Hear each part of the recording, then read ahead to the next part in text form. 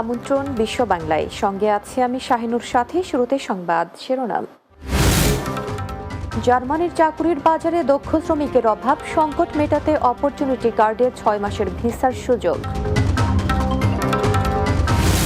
অনিয়মিত সীমান্ত পারাপারে রোমানিয়ায় আটক 735 অভিবাসন প্রত্যাশী, শীর্ষে বাংলাদেশিরা। এবং সুনামগঞ্জে লেবু চাষ করে বিপাকে এক সৌদি প্রবাসী, সহযোগিতার আশ্বাস স্থানীয় কৃষি বিভাগের।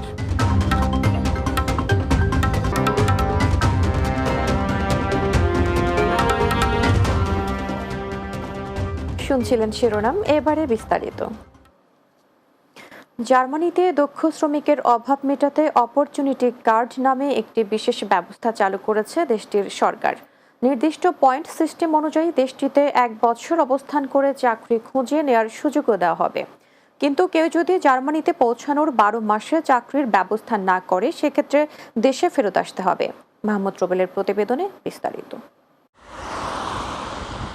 ইইউ এর বাইরের দেশগুলো থেকে দক্ষ কর্মীর সন্ধানে নতুন প্রকল্প চালু করেছে জার্মান সরকার। প্রকল্পের আওতায় চান্সেন কার্ডে বা অপরচুনিটি কার্ড নামে একটি বিশেষ ব্যবস্থায় দেশটিতে যেতে পারবেন আগ্রহী পেশাজীবীরা।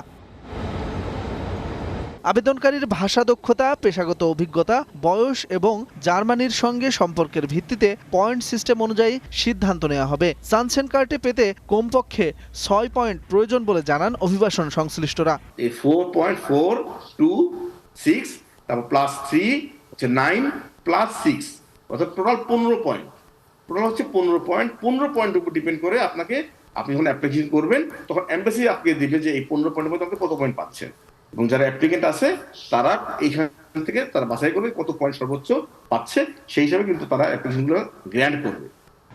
আবেদনকারী জার্মানিতে চাকুরি খুঁজে নেওয়ার জন্য 18 মাস সময় পাবেন। জার্মান সরকার যেভাবে ইভালুয়েট করে, ওরা বলে যে একটা মানুষের এদেশে থাকার জন্য ওরা 690 ইউরো ধরে। 690 ইউরো মিনিমাম কস্ট, থাকা, খাওয়া, পড়া, বাসস্থান, চিকিৎসা, এভরিথিং সব মিলিয়ে। তো আমি বলবো আমরা যারা বাংলাদেশে আমাদের যে লাইফস্টাইল, আমরা যেভাবে অভ্যস্ত, আমরা মোটামুটি যদি 600 ইউরো হয় তাহলে একটা মানুষ পার মান্থ এদেশে ভালোভাবে থেকে খেয়ে পরে বাঁচতে পারবে। তবে কেউ যদি অ্যাসাইলাম আবেদন করে বসেন, সেক্ষেত্রে বিপদে পড়ার সাথে এই প্রোগ্রাম থেকে বাংলাদেশের নাম বাদ পড়বে বলে মনে করেন দেশটিতে অবস্থানরত প্রবাসী বাংলাদেশিরা। Mahmud Rubel, Bangla TV, news desk. অনিয়মিতভাবে সীমান্ত পাড়ি দেওয়ার অভিযোগে চলতি বছরের প্রথম 6 মাসে 735 জন অনিয়মিত অভিবাসীকে আটক করেছে রোমানিয়া। এর মধ্যে শীর্ষে আছে বাংলাদেশি অভিবাসীরা। দেশটির সীমান্ত পুলিশ এ তথ্য নিশ্চিত করেছে। বুখারেস্ট কর্তৃপক্ষের দেওয়া তথ্য অনুসারে শীর্ষ 5 দেশের মধ্যে বাংলাদেশের পর আছে সিরিয়া, ইথিওপিয়া, পাকিস্তান ও শ্রীলঙ্কার নাম। তালিকা 6 থেকে 10 নম্বরে আছে নেপাল, তুরস্ক, ভারত, মিশর ও আফগানিস্তান থেকে আসা অভিবাসীরা। সীমান্ত পুলিশের দেওয়া পরিসংখ্যান যাচাই করে দেখা গেছে, বছরের প্রথম 3 মাস জানুয়ারিতে 253, ফেব্রুয়ারিতে 115 ও মার্চে 121 জন অনিয়মিত অভিবাসীকে আটক করা হয়। এর বিপরীতে এপ্রিলে 123, মে মাসে 73 ও জুনে 50 জনকে শনাক্ত করা হয়। অভিবাসন সংশ্লিষ্টরা বলছেন, রোমানিয়া সেকশন জোনে প্রবেশের পর অভিবাসীদের অনিয়মিত উপায়ে সীমান্ত পাড়ি দেওয়ার চেষ্টা কমে এসেছে।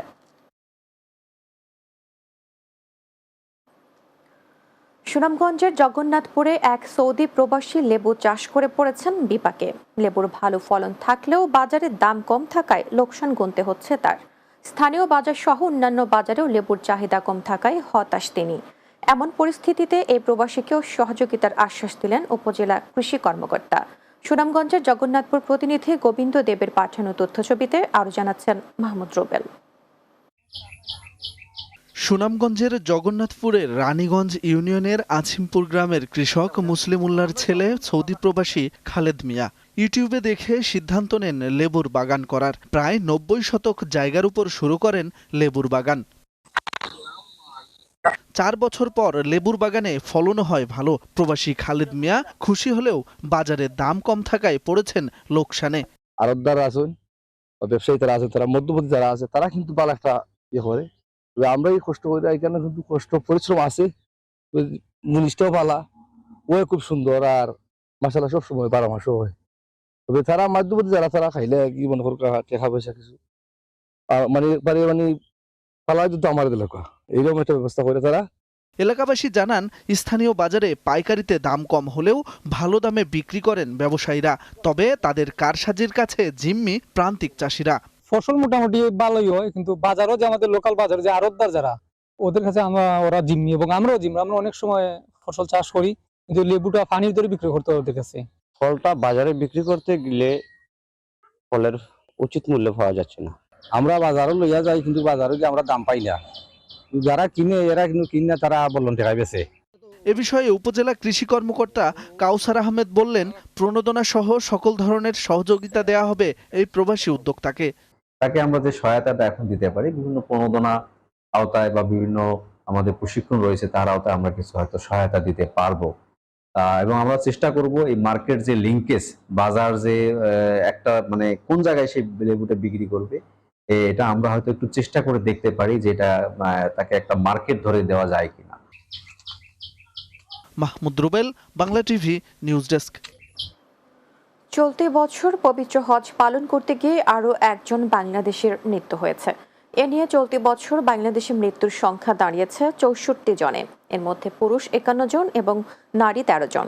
তাদের মধ্যে মক্কায় 50 জন, মদিনায় 5 জন, মিনায় 7 জন ও জেদ্দায় 2 জন মারা গেছেন।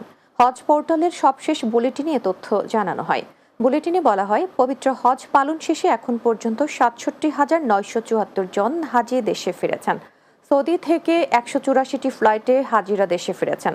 এর মধ্যে বিমান বাংলাদেশ এয়ারলাইন্স 87, সৌদি এয়ারলাইন্স 69টি এবং ফ্লাইনাস এয়ারলাইন্স 28টি ফ্লাইট পরিচালনা করে। আগামী 22 জুলাই পর্যন্ত হাজিদের ফিরতি ফ্লাইট অব্যাহত থাকবে।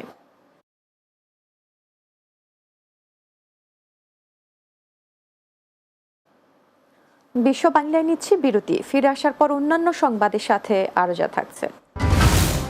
দক্ষিণ আফ্রিকায় লরির ধাক্কায় এক প্রবাসী বাংলাদেশের মৃত্যু। মরদেহ দেশে পাঠাতে প্রক্রিয়া শুরু করেছেন কমিউনিটি নেতারা।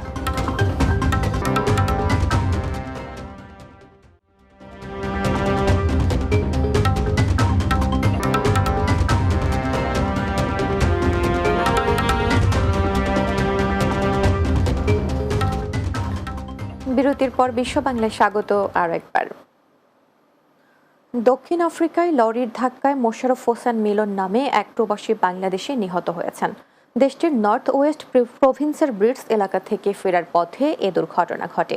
স্থানীয় প্রবাসীরা জানান, দক্ষিণ আফ্রিকার নিউল্যান্ড তুর্কি মসজিদে মাহফিলে অংশগ্রহণ শেষে ফেরার পথে মারাত্মক আহত হন মোশাররফ হোসেন। হাসপাতালে নেওয়ার পর চিকিৎসক তাকে মৃত ঘোষণা করেন। চিকিৎসকরা গাড়িতে থাকা অপর দুজনও আহত হয়েছেন। মোশাররফ হোসেন 2011 সালে দক্ষিণ আফ্রিকায় যান। দেশটিতে তার নিজস্ব 2টি দোকান রয়েছে। 5 মাস আগে দেশ থেকে ছুটি কাটিয়ে গেছেন। এখন তার মরদেহ সেখানকার একটি হাসপাতালের মর্গে রয়েছে। প্রবাসী বাংলাদেশিরা মরদেহ দেশে পাঠানোর জন্য প্রক্রিয়া শুরু করেছেন।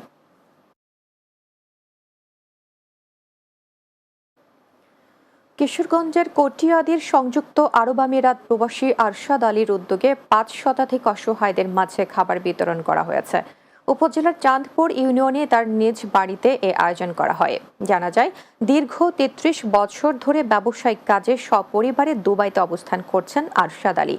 তবে প্রবাসী থেকেও মাতৃভূমির প্রতি ভালোবাসা থেকে ব্যতিক্রমী এই উদ্যোগ নেন তিনি।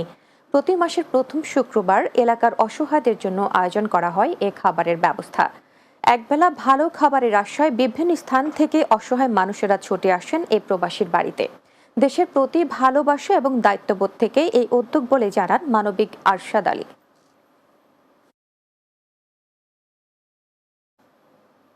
পটিয়া প্রবাসী ক্লাবের অন্যতম প্রতিষ্ঠাতা সদস্য শহীদুল ইসলাম ফরিদকে সংবর্ধনা দিয়েছে সংগঠনটির সৌদি আরব শাখা। মক্কা প্রতিনিধি শেখ মোহাম্মদ রনি জানান, পবিত্র হজ পালনে মক্কায় আসলে তাকে এই সংবর্ধনা দেওয়া হয়। সভায় প্রধান অতিথি ছিলেন সৌদি আরব গণমাধ্যম ফোরামের সভাপতি মোহাম্মদ রফিকুল হক চৌধুরী। বিশেষ অতিথি ছিলেন সংগঠনের উপদেষ্টা আয়ুব আলী, সহ সাধারণ সম্পাদক মোহাম্মদ শাহ আলম হান্নান ও যুগ্ম সম্পাদক আব্দুল জলিল। ক্লাবের সিনিয়র সহসভাপতি জিয়াউল হক জিয়ার সভাপতিত্বে অনুষ্ঠান পরিচালনা করেন আবুল কালাম চৌধুরী। এতে বক্তব্য রাখেন সহসভাপতি ইয়াসিন পারভেজ, গাজী টিভি মক্কা প্রতিনিধি সেলিম আহমেদ, এটিএন বাংলার প্রতিনিধি সাজেদুল ইসলাম, হাফেজ মাওলানা নূর উন নবী ও হানিফ। এ সময় মানবতার কল্যাণে কাজ করায় শহীদুল ইসলাম ফরিদ এবং প্রবাসী সাংবাদিকতায় অবদানের জন্য মোহাম্মদ রফিকুল হক চৌধুরীকে সম্মাননা জানানো হয়। বিএনপি চেয়ারপারসন বেগম খালেদা জিয়ার রোগ মুক্তি কামনায় কাতারে দোয়া মাহফিল অনুষ্ঠিত হয়েছে। কাতার প্রতিনিধি আকবর হোসেন বাচ্চু জানান, দেশটিতে অবস্থানরত সাবেক ছাত্রদলের নেতা কর্মীদের উদ্যোগে দোহার ফিরোজ আব্দুল আজিজ ঘরোয়া রেস্টুরেন্টে এ আয়োজন করা হয়। সাবেক ছাত্রদল নেতা রহিম বাদশার সভাপতিত্বে অনুষ্ঠানটি যৌথভাবে সঞ্চালনা করেন গাজী কাউসার ও রেইহান রহমান। এতে প্রধান অতিথি হিসেবে ভার্চুয়ালি বক্তব্য রাখেন কেন্দ্রীয় যুবদলের সাবেক সাংগঠনিক সম্পাদক মোহাম্মদ ইসহাক সরকার। এছাড়াও বক্তব্য রাখেন যুবদল নেতা জাহিদ চৌধুরী, সাবেক ছাত্রনেতা আবু হানিফ, মোহাম্মদ রাসেল, আসিফ শান, কামরুল হাসান, কামরুল ইসলাম, মোহাম্মদ মালেক, আবুল কাশেম ও নিশাত সহ অনেকে।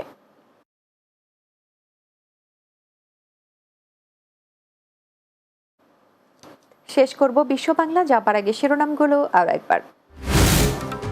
জার্মানির চাকুরির বাজারে দক্ষ শ্রমিকের অভাব, সংকট মেটাতে অপরচুনিটি কার্ডে 6 মাসের ভিসার সুযোগ। অনিয়মিত সীমান্ত পারাপারে রোমানিয়ায় আটক 735 অভিবাসন প্রত্যাশী, শীর্ষে বাংলাদেশিরা। সুনামগঞ্জে লেবু চাষ করে বিপাকে এক সৌদি প্রবাসী, সহযোগিতার আশ্বাস স্থানীয় কৃষি বিভাগের। এবং দক্ষিণ আফ্রিকায় লরির ধাক্কায় এক প্রবাসী বাংলাদেশের মৃত্যু, মরদেহ দেশে পাঠাতে প্রক্রিয়া শুরু করেছেন কমিউনিটি নেতারা।